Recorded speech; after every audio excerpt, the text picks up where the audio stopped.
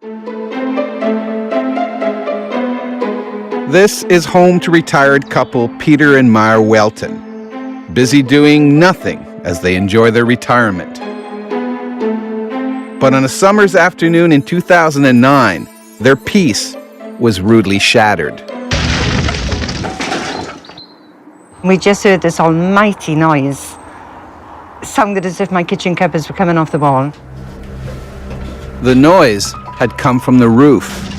Within minutes, Peter found himself scrambling up his ladder to investigate. Good heavens above. My granddaughter was behind me, and she saw it right there in that corner. She went to touch it. She said, "Grandad, it's too hot." Bizarrely, what Peter and his granddaughter discovered was a small, solid object that had smashed through their roof.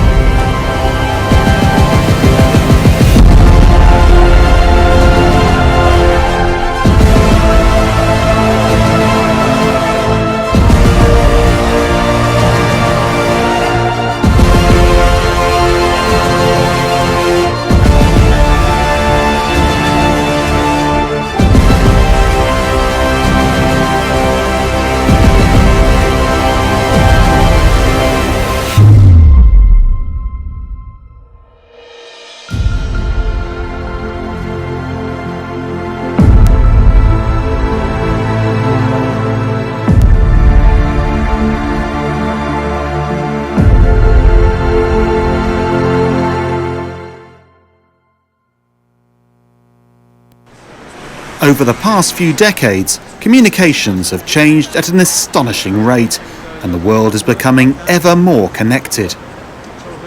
Satellites form a crucial part of the global communications infrastructure, providing us with phone, broadband and TV services. Thanks to satellites, no place on the planet is out of reach. The next generation of wireless communications, 5G, provides the opportunity to seamlessly integrate the advantages of new terrestrial and space technologies. We live in a satellite-enabled age. You may not be able to see the spacecraft flying above us, but they are the very life support system that we all depend on every day. Earth observation satellites give us a unique vantage point. We can see the health of crops, the height of the sea, even the pattern of the winds. This helps us protect the environment and manage resources. Satellites enable long-term sustainable development and also play a key role in helping us respond to global humanitarian disasters. Communication satellites keep us connected, giving us data on the go anywhere in the world. They're powering a revolution in how we see and share information, helping us to do business, create new networks, and even stay healthy. Global positioning satellites have fundamentally changed the way we navigate and coordinate. There are now thousands of products and services, even entire industries, all relying on accurate location and timing information from space. At the same time, it's getting cheaper to access. A new generation of smaller satellites is going into orbit, packing powerful technology. The cost of launches is coming down. The Internet of Space is coming, a network of connected satellites spanning the Earth. All of this opens up incredible opportunities for business, governments, communities, all of us. This is the new space age, and we're all part of it.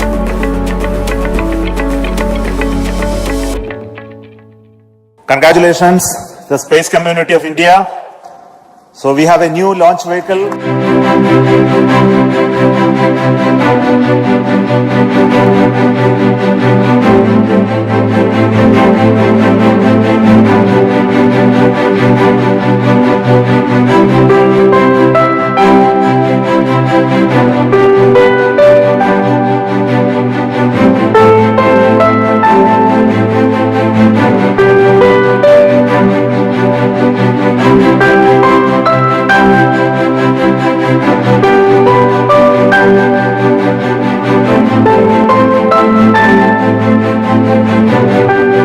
actually the beginning of the new era of commercial spaceflight from India, because as we already know, there are 3 operational rockets in India. That is the PSLV series of rockets, which is of course one rocket, and besides that, we also have the GSLV series, which is GSLV Mark II and Mark III. But these are all rockets that were designed about 2 or 3 decades ago, and these are launch vehicles meant for medium lift capacity. But the SSLV is a market-centric and Indian industry-centric rocket, because it's something that can be assembled in almost like a week. It's comparable to use layman's terms. If the PSLV and GSLV rockets are more like sedans and SUVs, the SSLV is more like a hatchback. It's something that's meant to get the job done, but it's also meant to get the job done at low cost. And it's also a rocket that can be assembled in about 1 week. It can be deployed very easily.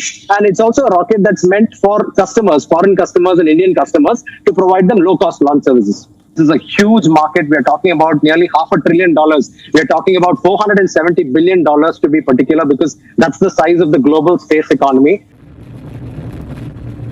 We live in an information age. A lot of that information is coming from these things on orbit. One of the things that satellites do is they provide information. There's all sorts of information that now is space-based. So really, we're becoming more and more dependent on these space services and capabilities. There's roughly about 500,000 objects orbiting the Earth right now that humans have put into space. Those things die up there. Most of that stuff never comes back. Every once in a while, 2 of these things will collide with each other and break up and become smaller pieces. There's about 500,000 objects ranging in size from like a speck of paint all the way up to a school bus. And a speck of paint moving at the right speed, colliding against something that actually works, could render it completely useless. But we can't track things as small as a speck of paint. And so these 26,000 objects are in different orbits, going at different speeds, and we can't exactly predict when any 2 of these things might hit each other. We track about 26,000 satellites, and we're gonna add another 20,000 just in the next 5 years. We have very specific lanes. These lanes are becoming more and more crowded. The more stuff we launch and things blow up and collide with each other, we can't track everything. So there are pieces of debris that are hazardous that we have no idea where they're at and where they're going.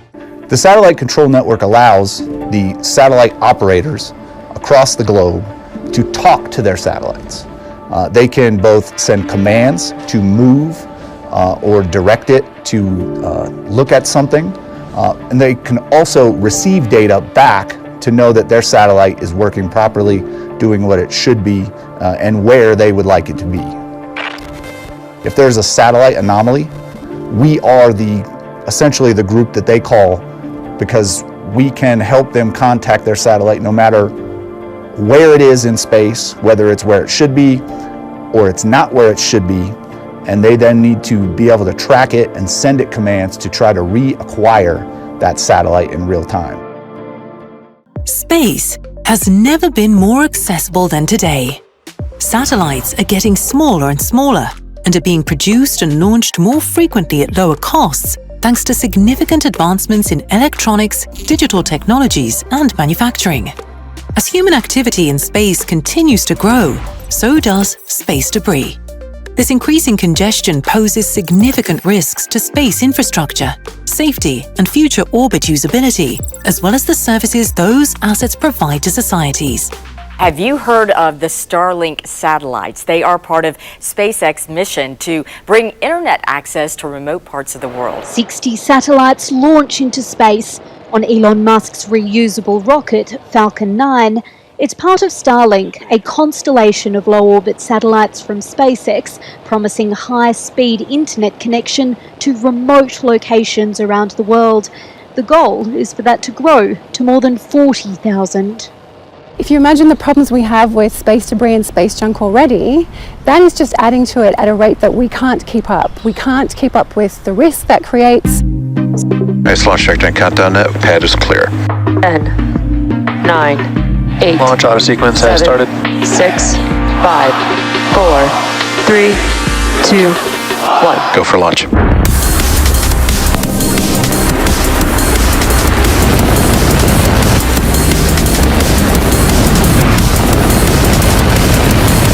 Vehicle is supersonic. Stage separation confirmed. Dragon separation confirmed.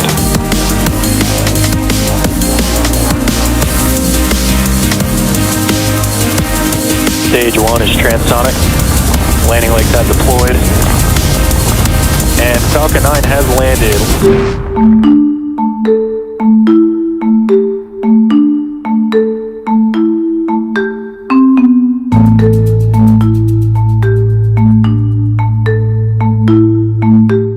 About a month ago, and I found it on Monday. It was about 10 o'clock over there on the side of the hill. It looks like a, what do you think it looks like if it wasn't? Well, when I first seen it, I thought it was a lucent mower. Also, it looks like a dead tree. Yeah.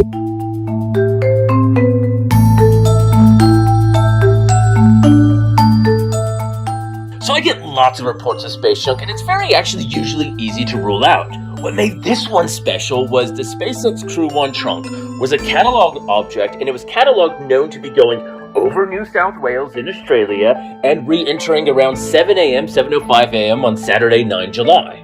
Now, on that time, people heard and saw it. So people heard the sonic boom of it re-entering the Earth's atmosphere, and people saw the bright light and bits breaking off of the object fragmenting as intended.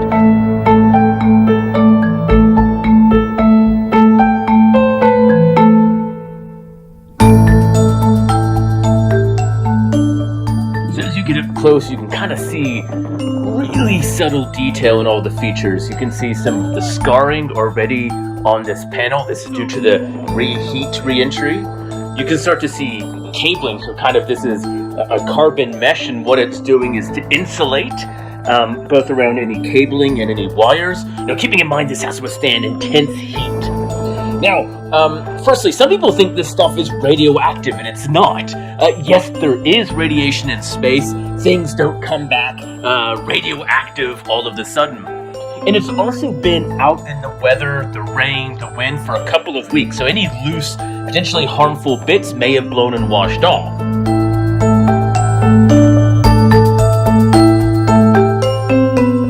Another big issue is the burgeoning commercial uses of space. So the existing space debris was largely created by governments. But today, the biggest users of space are becoming commercial companies, and in particular, the large constellations that are being launched. So that is a potential future space debris problem. Our activities in space have left traces behind, and certain orbits are at risk of becoming congested. About 17,000 man-made objects are currently being regularly monitored from the ground.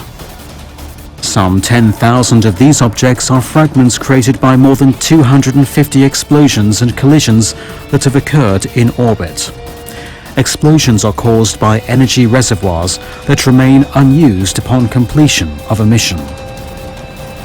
Only 7% of the monitored objects are functioning satellites. The effect has been particularly evident in the low Earth orbit region.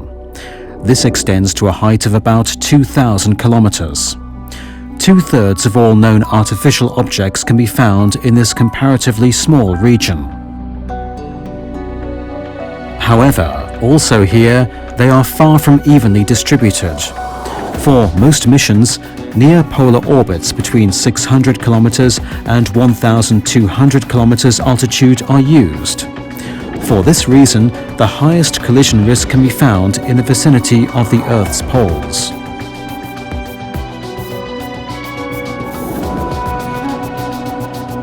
The Earth's upper atmosphere below these altitudes prevents debris from remaining in space for long periods of time. The objects are slowed down by the atmosphere, causing them to lose height and burn up on re-entry. Orbits above 1,200 kilometers are too far away for Earth observation missions and communication applications. They are therefore used considerably less. Until 2007, experts tracked around 12,000 large pieces of junk. But since then, two events have caused the situation to degenerate. One involved Cosmos 2251, a Russian satellite in low Earth orbit that suddenly malfunctioned. The Russians could no longer communicate with it and were unable to deorbit it to Earth. In a perpendicular trajectory at the same altitude, a brand new American satellite called Iridium 33 was in orbit.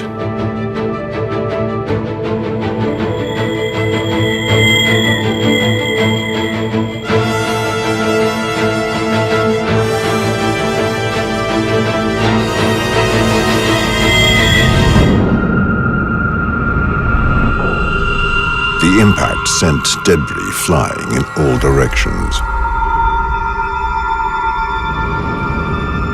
Around 1,000 pieces larger than 3 inches and thousands of smaller fragments were ejected into space, posing a threat to all the devices in low Earth orbit.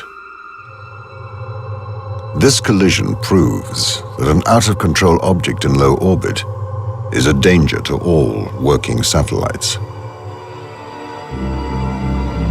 Another event worthy of Star Wars took place when China decided to deliberately destroy a weather satellite that was no longer in use, using a ballistic missile armed with an infrared seeker and a warhead.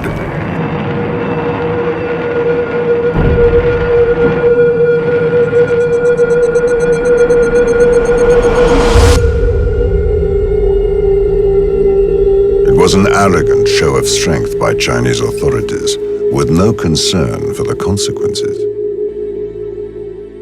As a result of these two events, by 2010 there were more than 17,000 large pieces of debris circling the Earth.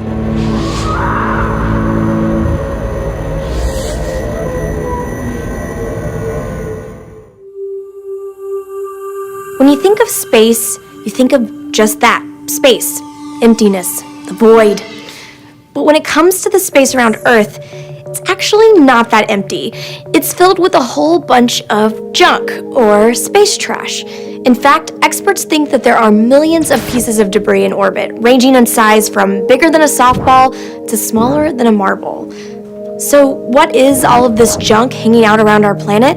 Well, that's the awkward part. It's all our stuff that we've put into space that we just don't use anymore. Sorry, Mom. That can be satellites that are no longer working, leftovers from rockets, or stuff that's come off spacecraft over time, like panels or even flecks of paint. Space debris has included some rather unique items too. There's a tool bag still up there that was lost by an astronaut during a spacewalk. A lipstick-sized capsule of Gene Roddenberry's ashes once orbited the globe for a while too. Even frozen pee used to make the rounds. Before pee recycling systems were put in place, astronauts used to dump their urine out into space, where it immediately turned into beautiful, shiny ice crystals that reflected the sun. Sure, that's lovely and all, but just like trash here on Earth, debris in space can be a big problem. It makes the space around our planet a congested and potentially dangerous place. You may think space debris is just floating out there all slow-like, but this stuff isn't really floating at all. It's actually zooming around Earth at more than 17,000 miles per hour.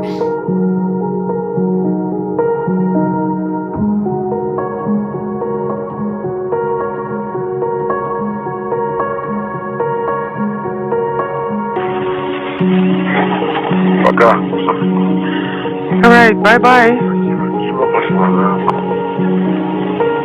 Just flies beautifully, and we are monitoring.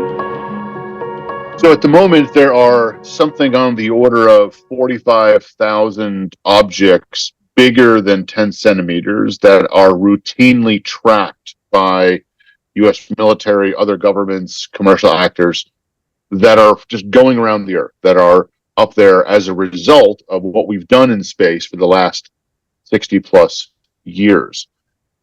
There's for a satellite operator, the big question is, you launch your satellite into orbit, what risks does it face from these kinds of collisions? And that really depends on what altitude it's in. Space is very, very big. There's lots of room up there. But we tend to put satellites in very similar orbits because some altitudes, some orbits have very unique properties that are good for weather, remote sensing, or other kinds of missions. So the satellites tend to be in the, group clustered in very similar locations. And unfortunately, one of the worst of these regions is between 600, 900 kilometers, where a lot of the remote sensing satellites exist, as well as some of these new larger constellations.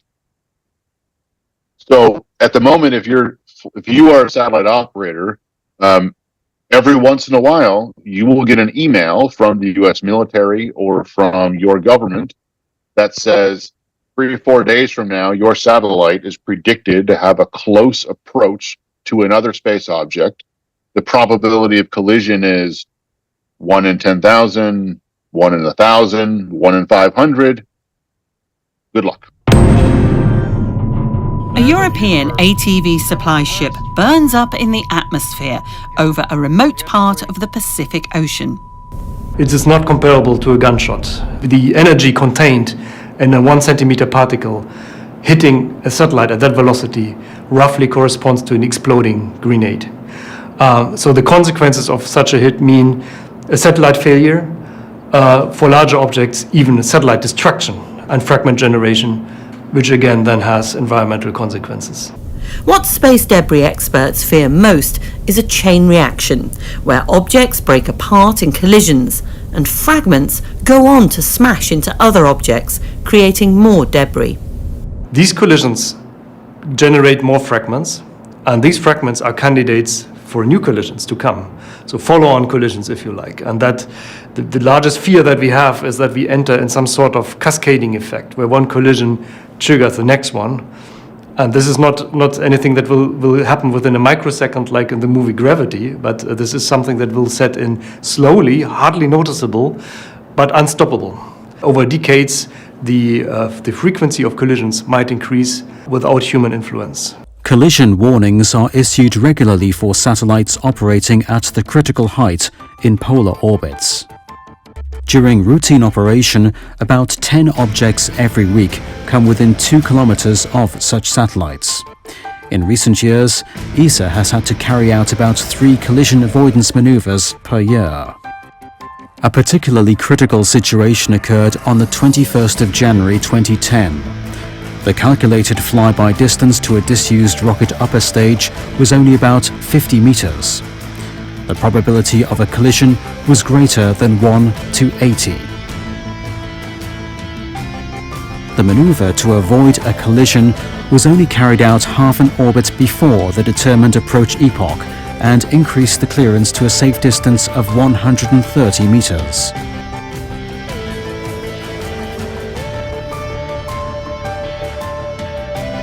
However, most of the artificial objects in space are uncontrolled and cannot be influenced. This means that the majority of collisions cannot be avoided using such evasive maneuvers. There have already been 4 major collisions in low Earth orbits. The most serious of these collisions was the one between an Iridium satellite and a defunct Cosmos satellite on the 10th of February 2009. Such collisions currently take place about once every 5 years. The more objects accumulate in orbit due to spaceflight activities, the more frequently such collisions are going to occur. In future, more and more collisions with fragments from earlier incidents are going to occur. This collisional cascading effect was already predicted some 40 years ago. The exponential increase in the number of objects is extremely difficult to slow down. If the current number of launches continues and no countermeasures are taken, the collision rate will eventually be 25 times what it is at present. This would make spaceflight in the important low Earth orbits almost impossible.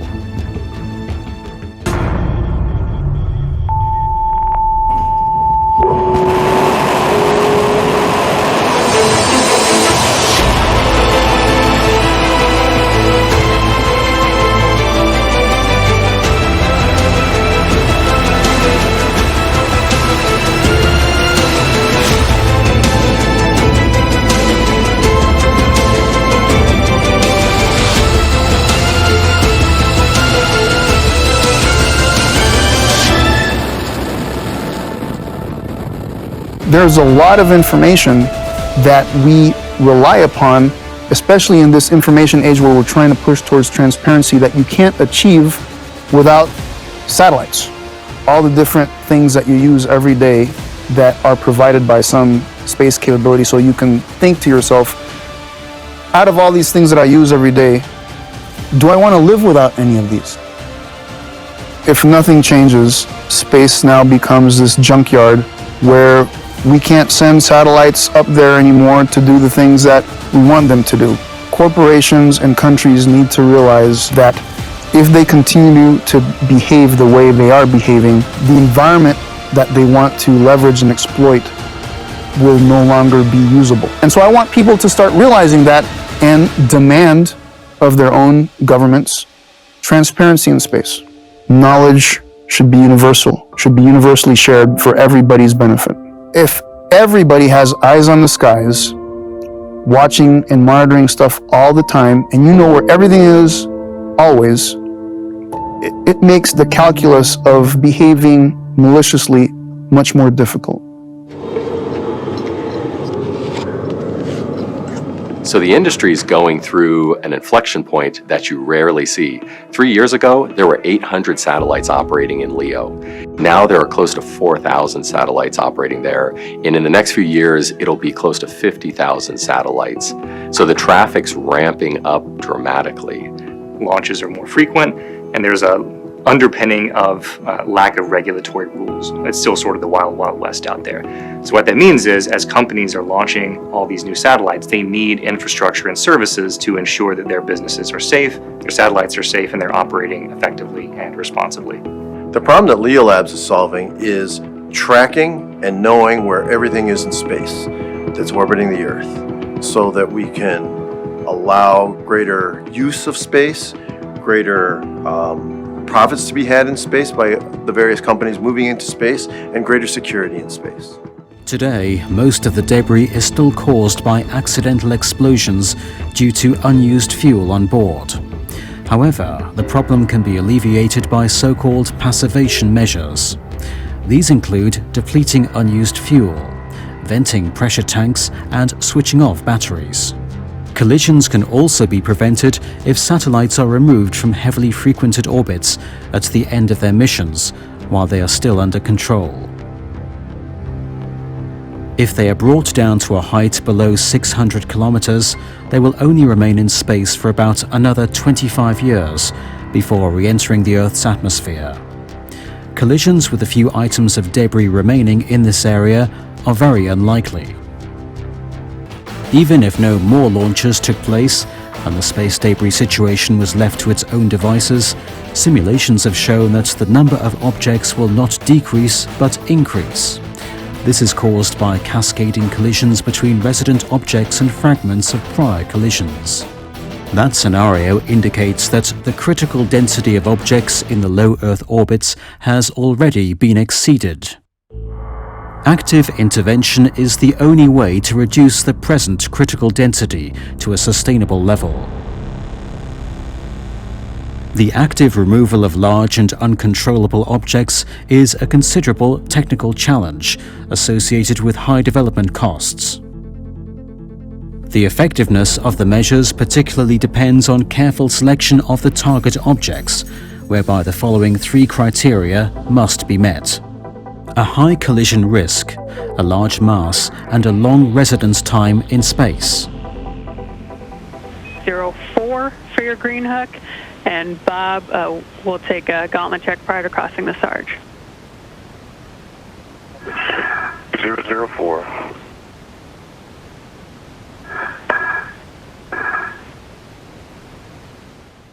The problem of the space debris has to be fixed in 2 ways. First one, we need to stop polluting. And second way, we have to remove the garbage, if you want, the debris. At ESA's ESTEC Centre in the Netherlands, engineers are developing ED-Orbit, designed to capture an out-of-control satellite and remove it from harm's way. It's being tested using a robot and satellite model.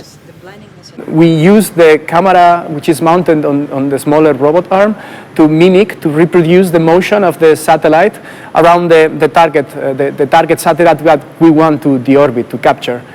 once we are sure we are moving like a single object, we are like, as if we were dancing but without touching it, each other, we can move the robotic arms to grab the launcher adapter ring. So it makes us easy to bring it down to the Earth and destroy it in the re-entry or in the South Pacific Ocean. Another approach involves using nets to capture space junk. So the concept is to, let's say, to mimic what the fishermen do on the sea, and so to have a very large net to stay away from our debris and med satellites that is tumbling and moving freely, and then from that distance to keep our net, and you just try to wrap all over your satellites. Although ED Orbit is still in development, ESA scientists will be closely watching a UK mission remove debris. This will trial the net concept in the coming months, using a test satellite launched from the International Space Station. In the meantime, the priority is to make sure new satellites don't add to the problem. Launcher Vega made its inaugural flight and joined ESA's family of launchers. In its payload, 7 CubeSats, or nanosatellites. It was the first time ESA was launching such small passengers. They'd been developed by European universities, paving the way for a new era in satellite technology.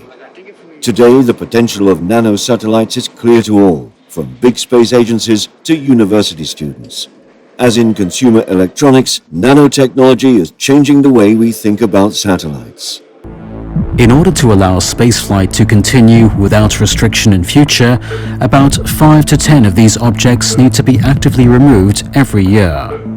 This is the only way to fully stabilize the space debris population in space.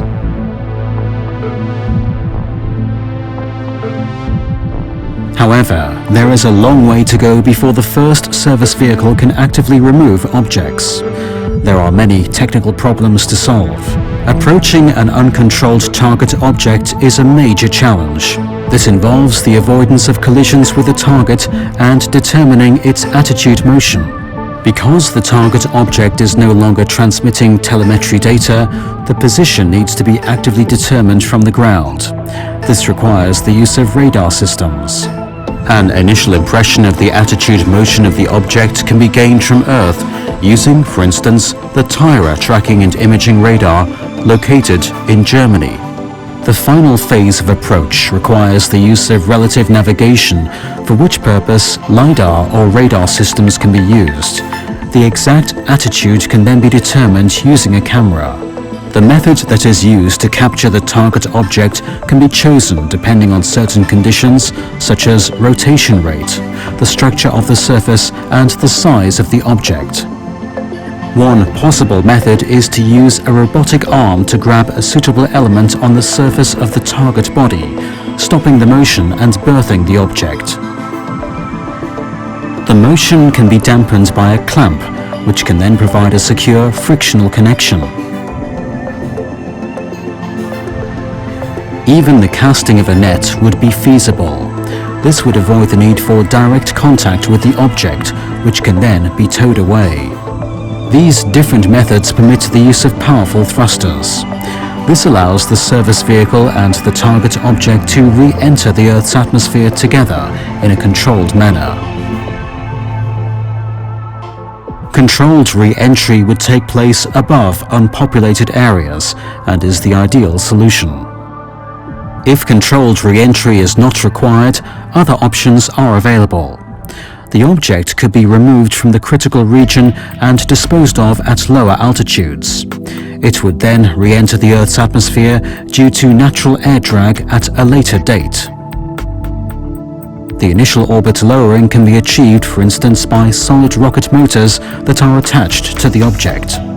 They would first stabilize its attitude and remove it independently afterwards. A passive method of lowering the orbital height is also available. The size of the surface can be increased considerably by attaching a sail, which will increase the atmospheric drag and therefore accelerate the orbital descent. Another idea is irradiation with an ion engine. To do this, ions are accelerated to fast speeds by an electrical field.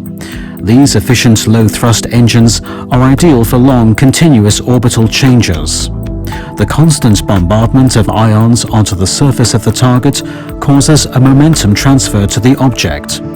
Direct contact is therefore unnecessary.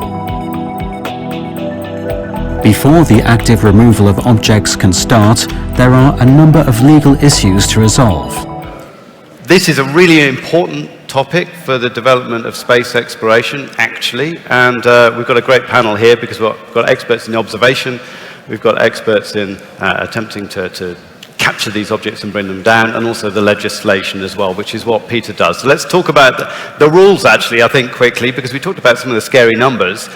What are the rules at the moment about space debris? If I want to launch a satellite, do I need to make sure that it has a plan to come back down again? What are the rules in place regarding the stuff that's up there already?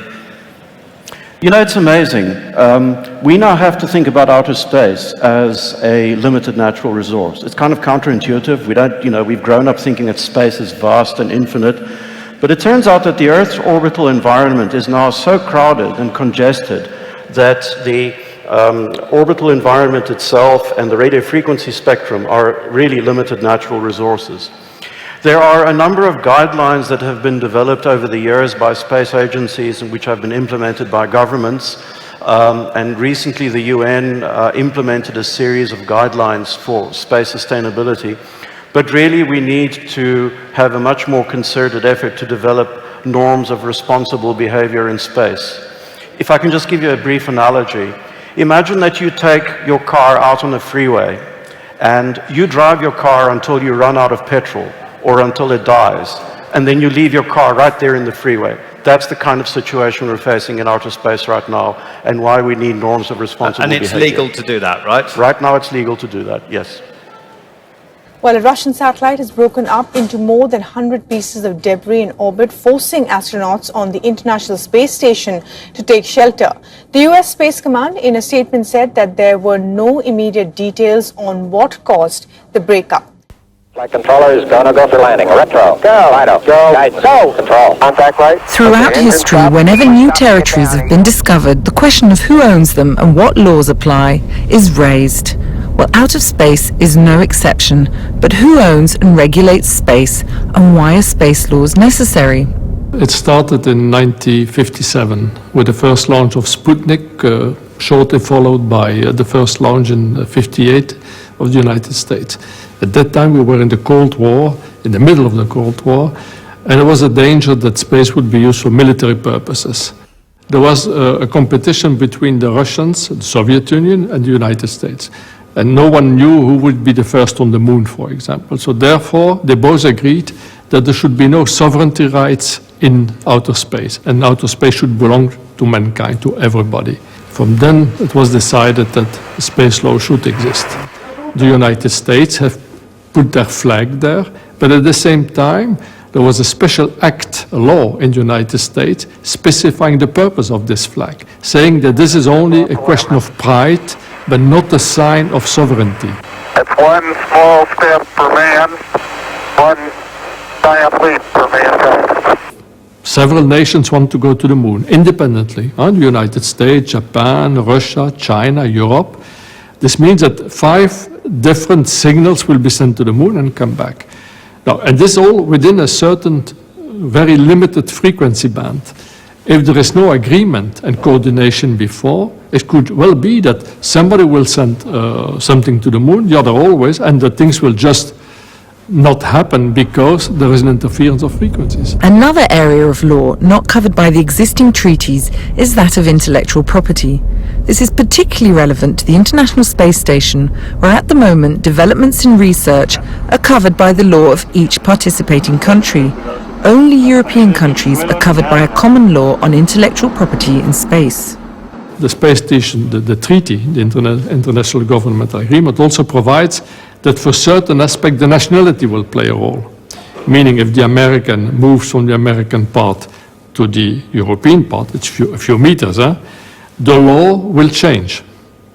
And you see that this is, of course, very complex, and this really shows the need that we should invent other concepts for ruling those things in outer space. When the Space Treaty was drafted, all activities were governmental activities. Today, most of the activities are private activities. All telecommunications are almost private today. The launchers are private, and therefore the Space Treaty is not matching anymore the reality. The way that the current international legal framework exists is that we have these core treaties, like the Outer Space Treaty, that many countries have signed. The treaties say that countries are responsible for authorizing and supervising their space activities, which includes commercial, but the countries are largely free to do that how they see fit. The treaties also say that countries are responsible for all their space objects and potentially liable for any damages that they cause. The key issue is that countries are sovereign. No one can force any country to do anything in space, let alone elsewhere. So we have to find a way to convince these countries that it is in their own interests to clean up space, to be more responsible, to be more sustainable in space. I think the good news is that a lot of countries are recognizing this. The full name of the agreement is the rather wordy Treaty on Principles Governing the Activities of States in the Exploration and Use of Outer Space, including the Moon and other celestial bodies. The document was drawn up by the legal subcommittee of the UN Committee on the Peaceful Uses of Outer Space, which had been established by the United Nations General Assembly shortly after the Soviet Union launched its Sputnik satellite in 1957. The treaty consists of just 17 articles, all of which were intended to be flexible in order to adapt to new advances in space technology. At its core, though, are the key principles that underline all modern space exploration. These include an agreement that all exploration should be done for the benefit and in the interests of all countries, and that nobody has the right to claim celestial bodies as their own in an attempt to avoid the frenetic imperialism of the 19th century. 107 countries are currently party to the treaty, although another 23 have signed it but not yet completed ratification. Nations subsequently create their own specific legislation, but all of this draws on the 17 principles laid out in the Outer Space Treaty. As a result, space exploration has remained entirely peaceful, for the time being at least. The bill's sponsors say that this new law is really an evolution in space travel. Going forward, crew members will be required to sign a waiver acknowledging the risks that are associated with space travel. The bill's sponsor in the House, who represents part of Florida's Space Coast, said this is just the first of many pieces of legislation that he believes are going to be necessary due to the changing space industry.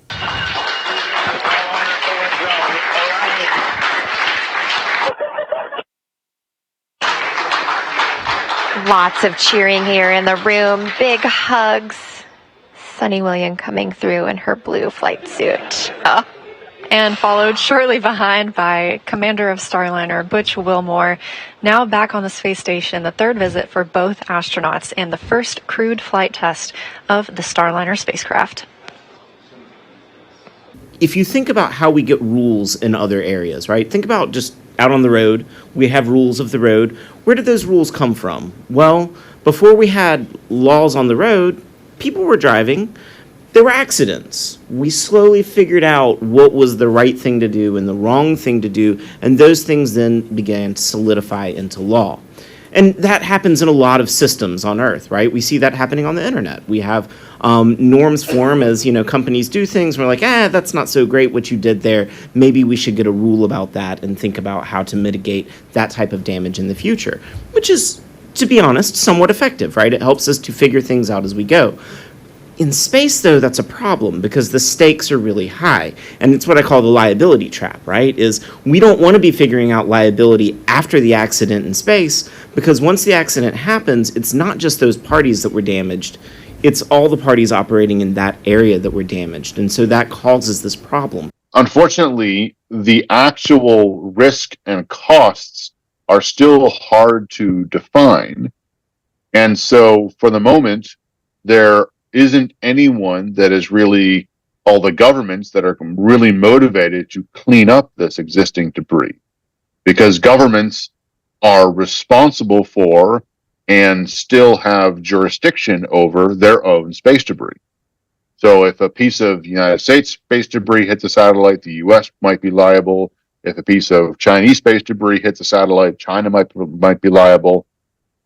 But we've never had an actual court case or an actual liability claim. So this is all very uncertain. Giving analogies with air traffic management and space traffic management, and why is space traffic management probably 100 times more complicated than air traffic management is because we don't have a defunct, aircrafts kind of a scenario in airspace. It's easy for us to, kind of understand when to do a maneuver. It's controlled actually. So when you look at space, it's more or less space debris and active satellites, and you don't have a guideline where, you have airspaces. Space, you can't draw boundaries there. It's very difficult for us to, kind of come to a common agreement where each one of us follow the same thing that the world follows, like we follow in the air traffic management basis. And that word management, which does seem to imply that there is some authority that is asserting rules and asserting some sort of governance structure that tells operators what they can and cannot do in space. And that's what you hear when you hear the word management. That unfortunately is not the case. That's not what we have right now. I would suggest that we have space traffic coordination.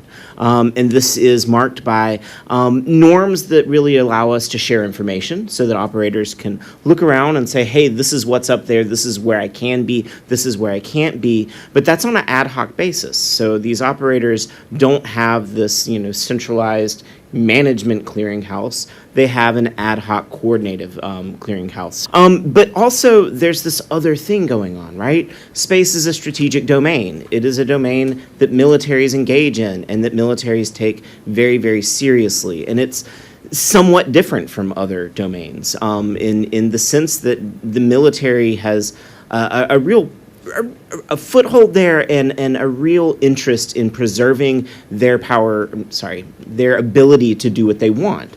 And so when we turn to space traffic management, when we think about it in terms of safety, this sounds great. We can all hold hands and come together and solve this problem. But now we're engaged with security actors, and that changes the ability of these actors to do what they want. So when you take this up and you go to the international level and you say, let's do a new treaty, well, we run into a problem in that states have, for 20, 30 years now, been very opposed to the development of any new rules in space, right? And this what we call as a diplomatic blockade to some extent affects everything. It's interesting, in the United States, there is a discussion going on where many people in the United States are very concerned about China and have made claims that China is going to seize control of the moon or space or other space resources. Yet outside of the United States, there's a lot of countries concerned the United States is going to do the same. Behind this razor-wired fence in Colorado, a highly classified Space Force asset. Under heavy armed guard, this 18-wheeler packed with high-value satellite comms is one of several mobile command centers poised to roll out in the event of a doomsday attack that would target U.S. military satellite control. If you need to, how fast can you move these trucks out? The specific timelines are classified, but what I can say is a matter of hours.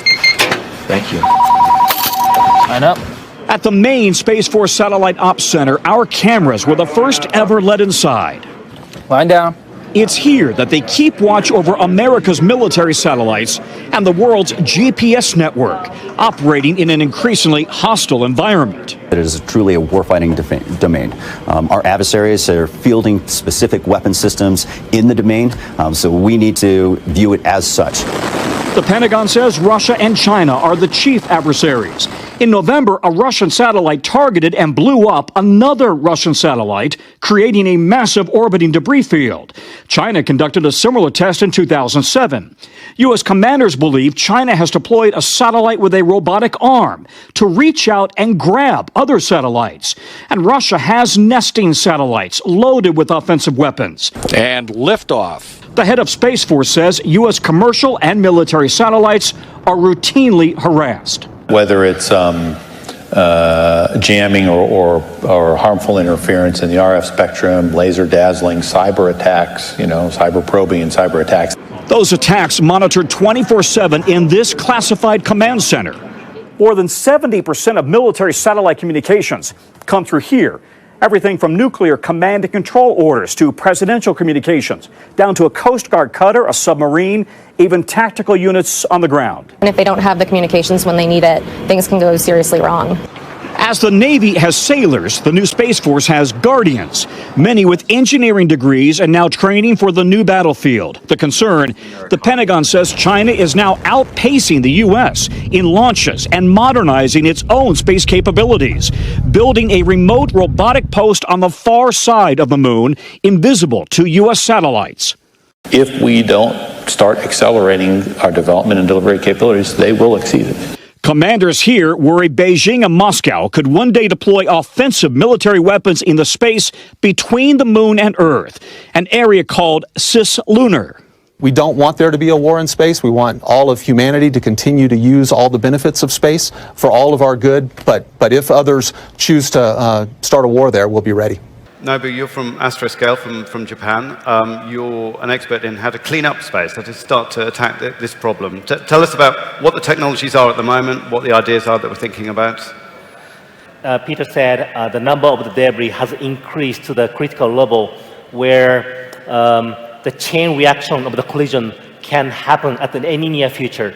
So we have to remove large objects now before they get smaller. If they break up, collide, and become smaller, it's really hard to clean up. So we have to remove large objects now.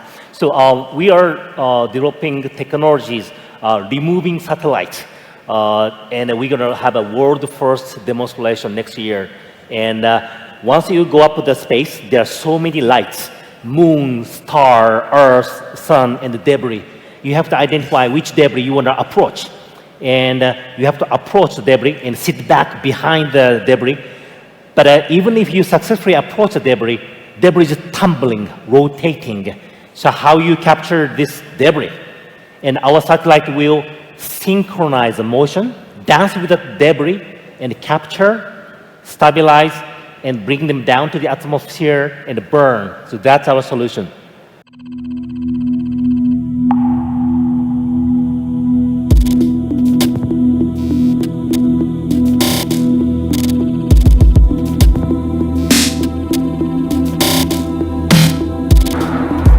Copy that. That's 20 seconds until execution of capture sequence. The aim of the first capture was to release the client from the servicer and then recapture it using a magnetic plate. Servicer and client are locked together by a mechanism called the light band. What we did was unlock this mechanism so that the two could be separated. What we did first was extend the capture mechanism of the servicer to contact the client. So that was a very close maneuver. So we just gently pushed the client off the magnetic capture mechanism. And once the two drifted apart for a couple of seconds, we re-extended this capture mechanism. And then gave the servicer spacecraft a gentle thrust, so a small delta V that moved us forward to capture the client. We segmented it in two segments. So future debris and existing debris. So future debris which will come in future, most of them will come from constellations, of which Oorjaa said. So each company will launch hundreds or thousands of satellites together. And for example, SpaceX is going to launch more than 6,000 satellites. Amazon is going to launch more than 3,000 satellites. OneWeb is going to launch more than 2,000 satellites. And then they know some percentage of their satellite will go defunct in space. And once their satellite go defunct, they have to replenish with new satellites to keep the coverage. To do that, they have to remove the old satellites. So that's our job. So that's the future debris. For existing debris, as the Peter or Jeremy said, there are more than 20,000, 30,000 objects traveling in space. These were mostly littered by the governments because so far space programs were led by governments. So I believe it's government who should pay for the cost. But meanwhile, industry can provide commercially competitive price to lower down the solution of the removal. So it's a kind of a combination with the government. So that's a business model. What's going to be my question actually to Peter about who pays, who's responsible actually for the junk that's already up there? Well, this is the thing. At the moment, or up until recently, there has been no business case to remove debris out of orbit. In the multilateral fora, sometimes we hear calls for, the establishment of some kind of like eco-tax or some sort of levy that will help to pay to clean up space. But these calls are not always enthusiastically received by all countries, particularly those with lots of material up there. Are you prepared to name the countries with the most amount of material up there? Well, I think everybody knows the countries with the most material up there.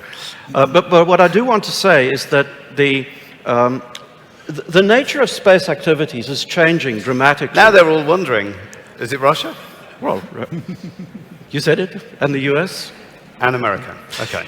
But mostly Russia. So the thing is that the nature of the space environment is changing dramatically. So in the early days of the space age, space activities were dominated by the two superpowers, and there are a few other countries in the Space Club.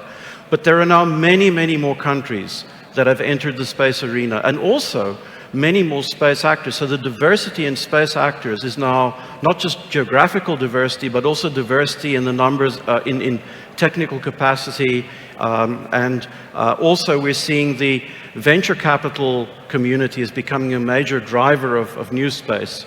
And so this is where the connection with regulation comes in. We have to somehow achieve a balance between this amazing potential that startups and new space bring to the space arena, and somehow balance that with the burden on the space environment. We can do this in several ways.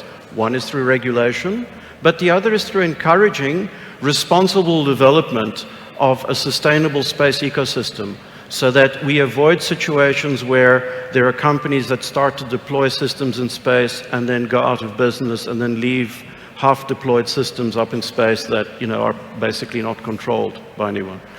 So what you're talking about is planning into the satellite life plan, its lifespan from the very beginning, its end of life, right? Making sure there's enough fuel and there's a plan for what to do at the end.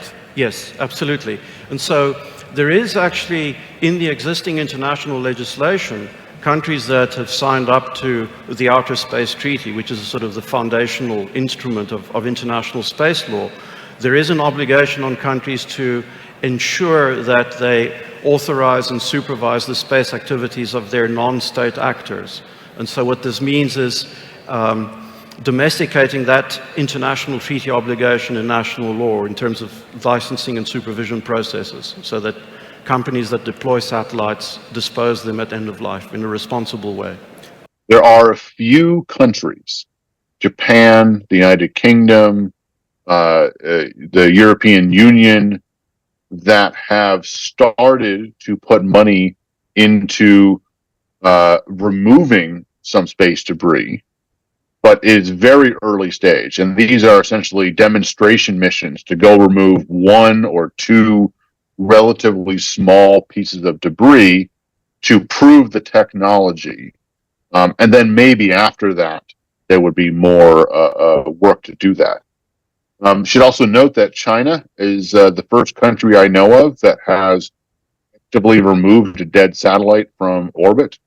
They had a satellite called SJ-21 that last year went to the geostationary region of Earth orbit, docked with a dead Beidou satellite, and towed it out to the graveyard region. We don't know why they did it, or we don't know. They didn't really talk about it at all. There hasn't been a lot of public discussion about it, but it happened. And there's hope that more countries will do the same. But this is going to cost them quite a bit of money, and for the moment, none of them really want to spend that money. On January 22nd, Chinese satellite SJ-21 showed up missing from its previous orbit slot. For a few days prior, it had conducted proximity operations with Compass G2, a defunct Chinese navigation satellite. An immediate local search failed, and use of the full exoanalytic global telescope network was authorized to regain custody. 72 hours before the no-show event, SJ-21 and Compass G2 are in close proximity while EXO's sites in Australia make routine collects. Notice the absence of collects during local daytime. The maneuver you will see occurs in the daytime gap, which results in the no-show condition.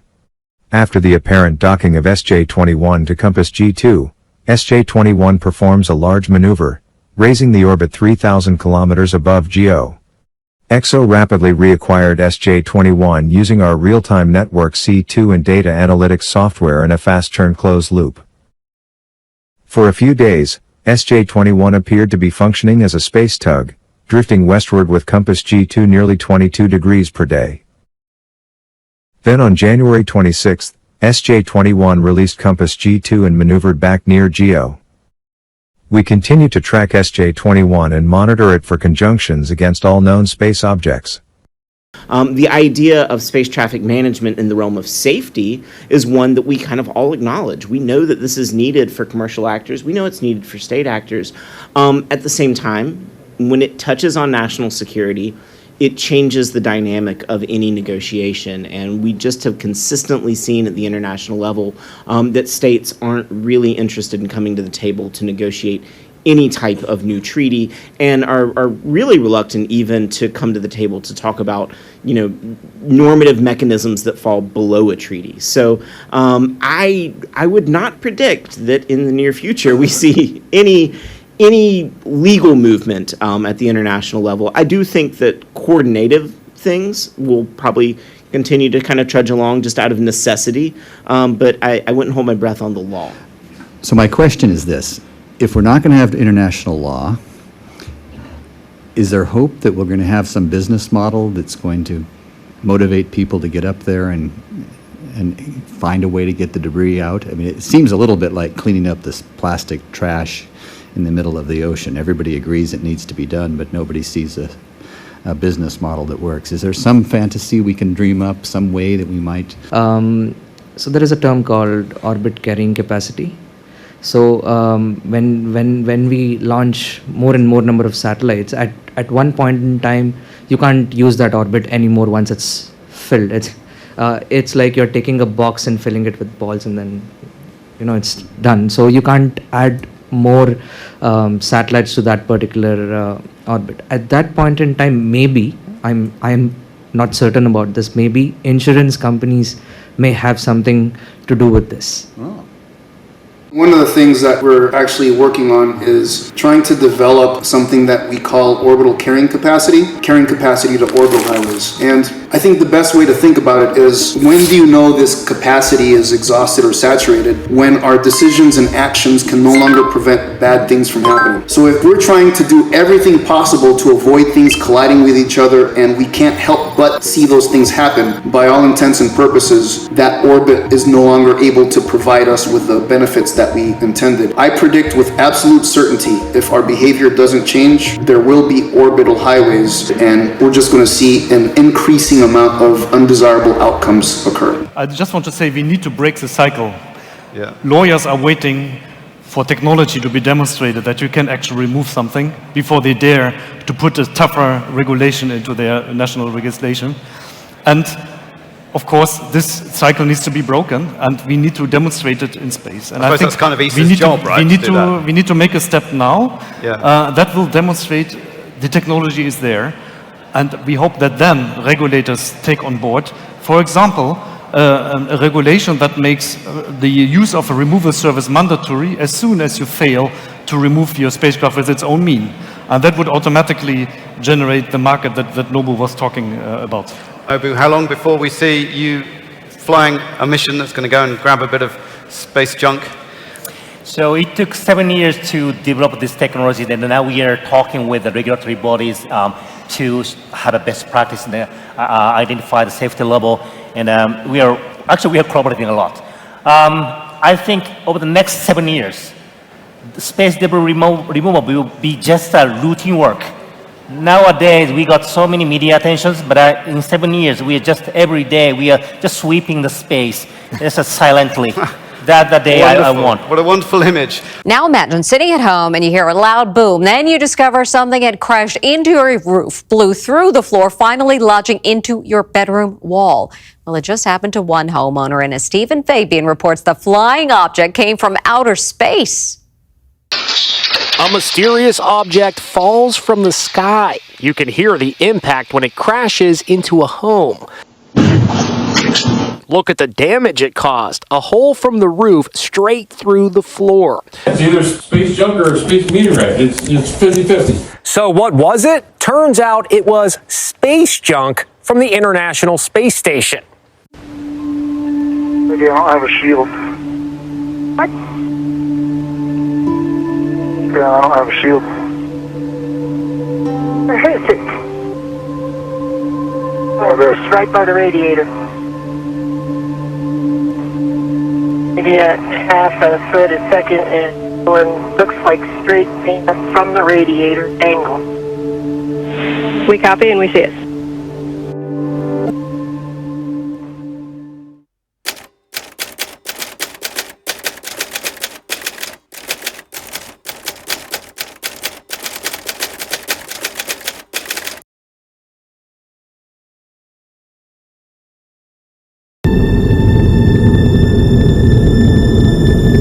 That's here. That's home. That's us. On it, everyone you love, everyone you know, everyone you ever heard of, every human being who ever was, lived out their lives. The aggregate of our joy and suffering, thousands of confident religions, ideologies, and economic doctrines, every hunter and forager, every hero and coward, every creator and destroyer of civilization, every king and peasant, every young couple in love, every mother and father, hopeful child, inventor and explorer, every teacher of morals, every corrupt politician, every superstar, every supreme leader, every saint and sinner in the history of our species lived there, on a mote of dust, suspended in a sunbeam. The Earth is a very small stage in a vast cosmic arena. Think of the rivers of blood spilled by all those generals and emperors, so that in glory and triumph they could become the momentary masters of a fraction of a dot. Think of the endless cruelties visited by the inhabitants of one corner of this pixel on the scarcely distinguishable inhabitants of some other corner. How frequent their misunderstandings, how eager they are to kill one another, how fervent their hatreds.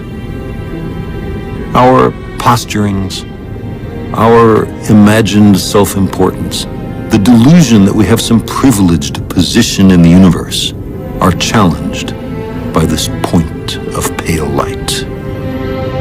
Our planet is a lonely speck in the great enveloping cosmic dark. In our obscurity, in all this vastness, there is no hint that help will come from elsewhere to save us from ourselves. The Earth is the only world known so far to harbor life. There is nowhere else, at least in the near future, to which our species could migrate. Visit? Yes. Settle? Not yet.